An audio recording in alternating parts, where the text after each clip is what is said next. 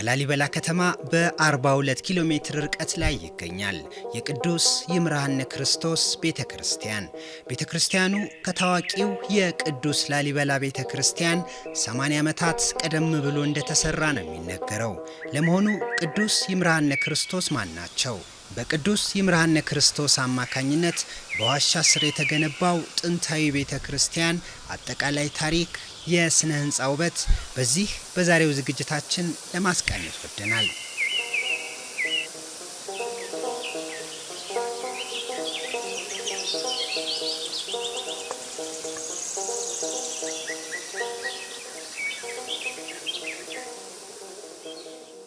በ11ኛው መቶ ክፍለ ዘመን ወደዚህ ሲመጡ ዛዚያ ከዚህ ከመምጣታቸው በፊት ዛዚያ ከምትባለው ቦታ ላይ 22 ዓመት ያው ቀድሰውባታል።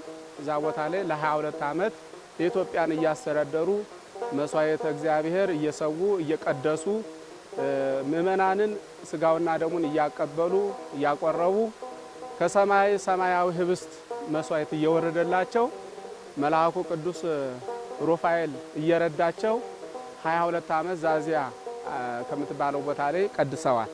ቀጥሎ በ23ኛው ዓመት ወደዚህ ሲመጡ ቅዱስ ሩፋኤል ነው እየመራቸው በጣም ያማረሽ ቦታ እንሆ ለስሜ በቤተክርስቲያን በስሜ ቤተክርስቲያን የምትሰራበት አንተ ምረፍት በዛው ይሆናልና ወደማሳይህ ዋሻ ትሄዳለህ ብሎ እግዚአብሔር ነገራቸው። ቅዱስ ሩፋኤል እየመራቸው ወደዚህ ታላቅ ቦታ መጥተዋል። ይሄ ቦታ ማምለኪያ አምልኮ ባዕድ ይፈጸምበት ነበር በአካባቢ። ስለዚህ አጋንንት ብዙ አጋንንት ነበሩና እነዚህን አጋንንት በተሰጣቸው በእግዚአብሔር ስልጣን ከአካባቢ ያስወግደዋቸዋል።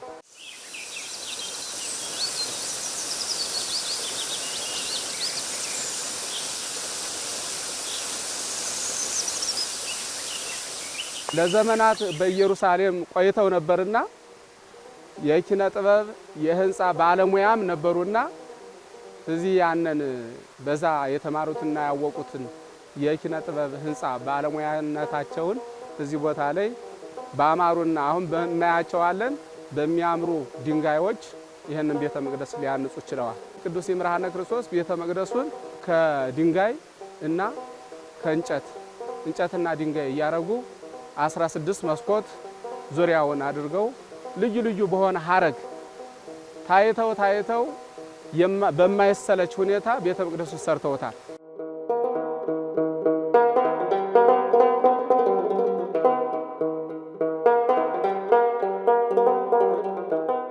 በኋላም እቺን ቤተ መቅደስ እሳቸው ሲያዩት በጣም ተደሰቱ። ሰማያዊ መስዋዕት እየወረደላቸው 18 ዓመት ነው የቀደሱ በዚህ ቤተ መቅደስ ከሰማይ መስዋዕት እየወረደላቸው 18 ዓመት ሲቀድሱ ዝናቸው በውጭ ሀገር በአሜሪካም በግብጽም በሶሪያም በአንጾኪያም ባሉት ሀገሮች ሁሉ በአውሮፓ የሮም ነገስታት ሁሉ በሙሉ ዝናቸውን እየሰሙ ወደዚህ ሁሉ መጥተዋል። ወደዚህ ቦታ መጥተው ጎብኝቷቸዋል። በኢየሩሳሌም አንድ 40 ዓመት ዘግተው የኖሩ አንድ ባሕታዊ ነበሩ እና እሳቸው ጊዜ እረፍታቸው ደርሶ ሰዎች ሊጠይቋቸው ሄዱ። ሲሄዱ እነሆ በኢየሩሳሌም ከኔ የሚበልጥ በኢየሩሳሌም በኢትዮጵያ አንድ ሰማያዊ ህብስት የሚወርድላቸው ንጉስ አሉና ሄዳችሁ ከሳቸው ስጋውና ደሙ ተቀበሉ ብሏቸው ወደዚህ መጥተዋል። የሮም የግብጽ ሰዎች 5740 ይሆናሉ። እነዚህ ሰዎች ጳጳሳት፣ መነኮሳት፣ ምእመናን ናቸው እና እዚህ ታሪኩ እሳቸው አንድ ቀን ሲያቆርቡ ዋሉ። የአንድ ቀን ሊመሽባቸው ሆነ። እንደገና ደግሞ ፀሐይን ባለሽበት ቆሚ ብለው ፀሐይን ባለሽበት እንድትቆም አዘዙ። እነሆ ስጋውና ደሙ እያቀበሏቸው አንድ ቀን ሁለት ቀኑ አንድ ቀን ሆኖላቸው ስጋውና ደሙን አቀብለው ሁሉም ፈጸሙ።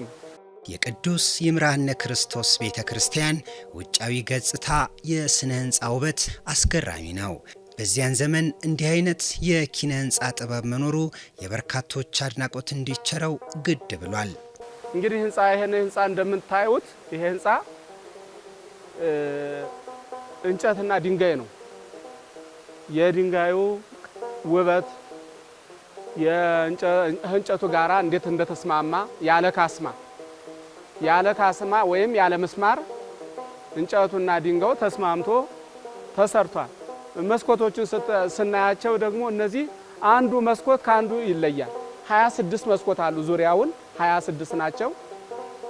እነዚህ መስኮቶች እያንዳንዳቸውን ስንመለከት አሁን በዚህ አራቱ ከእብነ በረድ የተሰሩ መስኮቶች አሉ። አራቱም ደግሞ ከእጽ የተሰሩ መስኮቶች ናቸው። እነዚህ አሁን የምናያቸው ሀረግ ወርዳቸው ቅርሳቸው አንዱ ካንዱ ጋራ በምንም አይመሳሰሉም። አንዱን አይቶ አንዱን ሲያዩት በጣም ግር ይላል። ቅዱስ ይምርሃነ ክርስቶስ በመንፈስ ቅዱስ ተቃኝቶ የሰሩት ስራ ነው። ይሄ ስራ የእንጨቶቹ አሰካክ እንጨቱ ከድንጋዩ ጋራ እንዴት እንደተዋሃደ እንዴት እንደተስማማ በዛን ዘመን ብዙ ጠበብቶች የህንፃ ኪነ ህንፃ በዛን ሰዓት ባልነበረበት ጊዜ እንዲህ አይነት ውብ የሆነ ማራኪ የሆነ ህንፃ መሰራቱ በጣም የሚደንቅ የሚያስገርም ነው። ከእግዚአብሔር በተሰጣቸው ጸጋ ለቅዱሳን ተችሏቸው ሰርተውታል። በዚህ ዘመን ህንፃ ሰራው የሚል ፍጥረት መቼም የለም። እንዲህ አይነት ቦርቡሬ እንዲህ አይነት ቤተ መቅደስ ሰራው ያለ ሰው የለም መቼም በዚህ ዘመን እና ይሄ መንፈስ ቅዱስ የቀባቸው ያደረባቸው ሰዎች በጣም በሚገርም ሁኔታ ነው አይደለም። እኛም ከዚህ ሆነን ሁልጊዜ አዲስ ነው ይገርመናል። ድንጋዩ ጠንካራ ነው። እንዴት ተቦረቦረ እንዴት ተሰራ። አሁን ከዚህኛው ይሄኛው ክፈፉ በጣም የድንጋዮች አቀማመጥ እንዴት አሁን ዝናብ እየዘነበ ነው። በነዛ እየወረደ ወደ ታች ይወርዳል። ራሱ በጥበቡ እነዛን ክበብ አድርጎ አስቀምጧቸዋል። እንዴት አድርጎ እንደቀረጻቸው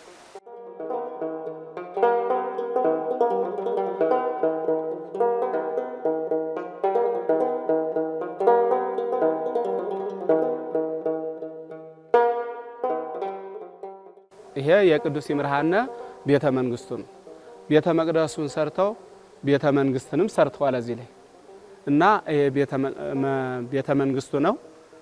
ይሄንን አሁን አገልግሎት የሚሰጠው እነዚህ ንዋየ ቅድሳት እንደ ዕቃ ቤት ነው አሁን እየተገለገልንበት ያለው። በዋሻ ውስጥ ባለ በተከለለ ሰፊና ጨለማ በሆነ ቦታ የተለያዩ አጽሞች ይገኛሉ። አጽሞቹ የነማን ናቸው? ስንት ዓመትስ አስቆጠሩ? ከኛ በኩል የተነሱ ጥያቄዎች ናቸው። እነዚህ ከሮም፣ ከግብፅ፣ ከእስክንድሪያ የቅዱስ ይምርሃነ ክርስቶስን ዝናቸውን ሰምተው ከሰማይ መስዋዕት የሚወርድለት ሰማያዊ ጽዋ የሚወርድለት ቀድሶ የሚያቆርብ ንጉሥ አለ ብሎ በኢየሩሳሌም ለ40 ዓመት ዘግቶ የኖረ ባህታዊ መነኩሴ ነግሯቸው የመጡት 5740 ናቸው። እነዚህ 5740 ጳጳሳት፣ መነኮሳት እንዲሁም ደግሞ ቀሳውስት፣ ዲያቆናት፣ ምእመናን ናቸው። እህዳችሁ በኢትዮጵያ ከሰማይ መስዋዕት የሚወርድለት ጽዋ የሚወርድለት ንጉሥ አለና ቀድሶ የሚያቆርብ እህዳችሁ ስጋውና ደግሞ በእጁ ተቀበሉ ብሎናል። ስለዚህ ይሄን ነግረውን ሰምተን መተናል አሏቸው እና እኔ ካህን ብሆንም ንጉሥ ነኝ። ስለዚህ እኔ በእናንተ እጅ በጳጳሳት እጅ ስጋውና ደግሞ ልቀበል ይገባኛል እንጂ እኔ መቼ እናንተ በእኔ እጅ እንዴት ትቀበላላችሁ ሲላቸው የእግዚአብሔር መልአክ ተው አቀበላቸው። አንተ ለበቃው ለደረስክበት ክብር እነሱ አልደረሱም አላቸው። ቅዱስ ይምርሃነ ክርስቶስ ፀሐይን ባለሽበት ቁሚ ብለው በቃላቸው ሲናገሩ ባለችበት ቆመች። ስጋውና ደሙን አቀብለው ከፈጸሙ በኋላ ፀሐይዋም ገባች። እነሱም ከዚህ በኋላ ስጋውና ደሙን በእጅህ ተቀብለ እኛ ከዚህ በኋላ ካንተስ ማን ይለየናል? እረፍታችን መዚህ ይሁን ብለው እነዚህ መንነው ይሄን ዓለም ንቀው እዚሁ ሲያገለግሉ ቅዱስ ይምርሃነ ክርስቶስ ጋር አብረው ኑረው እዚሁ ያረፉ ናቸው።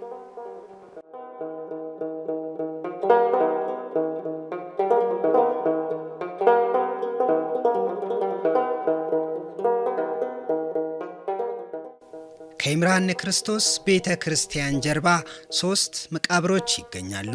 ከነዚህም መካከል አንዱ የንጉሥ ይምርሃነ ክርስቶስ ነው። ቅዱስ ይምርሃነ ክርስቶስ እንግዲህ ያው ስዕላቸው ይሄ ነው። ቅዱስ ይምርሃነ ክርስቶስ ኢትዮጵያዊ ናቸው። የቅዱስ ላሊበላ አጎት ናቸው። ዛን ስዩም ከሚባል ነው ሀረጋቸው አንድ ነው። ቅዱስ ላሊበላ፣ ቅዱስ ገብረ ማርያም፣ ቅዱስ ላሊበላ፣ ቅዱስ ናኩቶ ለአብ አራቱም ነገስታት ያው ወንድማማቾች ናቸው፣ ዘመዶች ናቸው። እነዚህ ቅዱሳን ያው እንግዲህ ቅዱስ ይምርሃነ ክርስቶስ ያው ይሄ የምናየው ስርዓተ ቀብራቸው የተፈጸመበት ነው። እግዚአብሔር በዚህ ቤተ መቅደስን ትሰራለህ፣ እንደገናም በዚህ እረፍትህን በዛው ነው በዛው ብሎ ስለነገራቸው ቅዱስ ይምርሃነ ክርስቶስ ይህን ቤተ መቅደስ ካነጹ በኋላ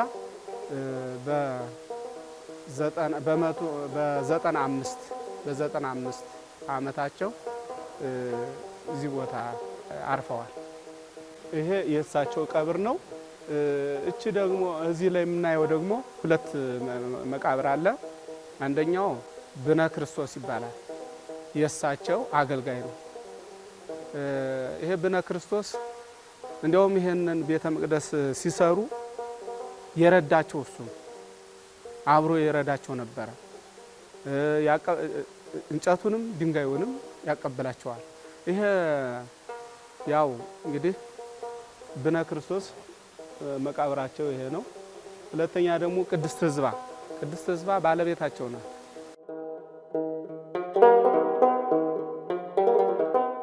በቤተ መቅደሱ ቁንጮ ላይ የሚፈሰው ይሄ ጸበል ነው። ይሄ ግሩም እዚህ ላይ መጥቶ የተጠመቀው ሁሉ ካለበት ደዌና በሽታ ተፈውሶ ይሄዳል።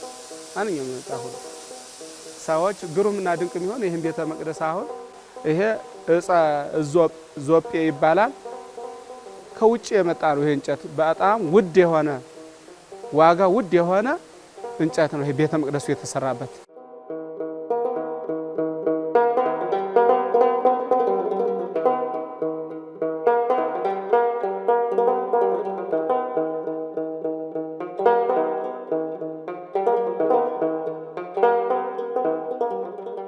እንደምናየው ሀረጉ ከአንዱ ከዛኛው ከአንደኛው ከሁለተኛው ሶስተኛው ደግሞ የተለየ ነው።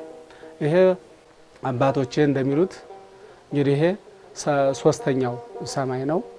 ቅዱስ ይምርሃነ ክርስቶስ በሶስተኛው ሰማይ ይሄንን ይመስላል ብሎ ሀረጉ ወርዱ ለየት ያለ ነው። ከዛኛው ይሄኛው ለየት ያለ ነው።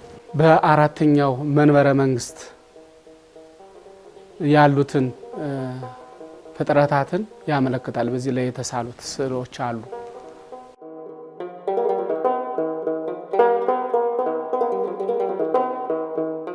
ይምርሃነ ክርስቶስ ያው ለእቃ ማስቀመጫነት ይጠቀሙበት የነበረ ሳጥን ነው። አሁንም አገልግሎቱ በዛው በተመሳሳይ መልኩ ነው። ይሄም ደግሞ ነጋሪት ነው። ያው ንጉሱ አዋጅ የሚጠሩበት ማለት ነው። አራት አምዶች አሉ። የአራት ወንጌላውያን ምሳሌ ናቸው። አራት ወንጌላውያን በመጽሐፍ ቅዱስ ያው እንግዲህ እንደምናውቃቸው ማቴዎስ፣ ማርቆስ፣ ሉቃስ፣ ዮሐንስ ነው። የመጀመሪያው ማቴዎስ ነው፣ የመጨረሻውም ደግሞ ዮሐንስ ነው። አራት ወንጌላውያን አምሳል ነው ንጉሱ የሰራቸው።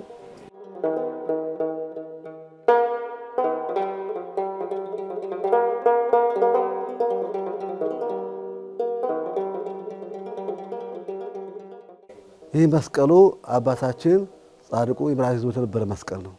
ከሰማይ እየወረደ ነው፣ ምድራዊ አይደለም። ይሄ እና ይምርሃነ ክርስቶስ ሲባርኩበት የነበረ አባታችን ቅዱስ ተናገርቱ ህብስትና ከሰማይ ይወርድ ነበር በዘመናቸው ማለት ነው።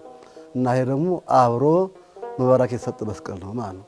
እና የመስቀሉ ባህሩ የተባረከበት አጋንንት የተባረሩበት አገራችን ኢትዮጵያ ሰላም፣ ፍቅር የነበረበት መስቀል ነው። ብዙ ፈተና ተፈትኗልና ይህ መስቀሉ ራሱ ይባል ሰውዬ ነበሩ አባት እንደሚነግሩ ማለት ነው። ምድራዊና ሰማያዊውን እንየው እስኪ ምድራዊ ከሆነ ሊቀልጥ ይችላል፣ ሰማያዊ ከሆነ ተአምር ይደረጋል ተብሎ ለፈተና አድሯል የመስቀሉ ማለት ነው። እና ሄዶ እሳት ጨምረውታል። ከዛ የእግዚአብሔር ኃይል መስቀሉን ለማዳን ውሃ ፈልቆበታል ከመስቀል ላይ ማለት ነው። እሳቱን አጥፍቶታል።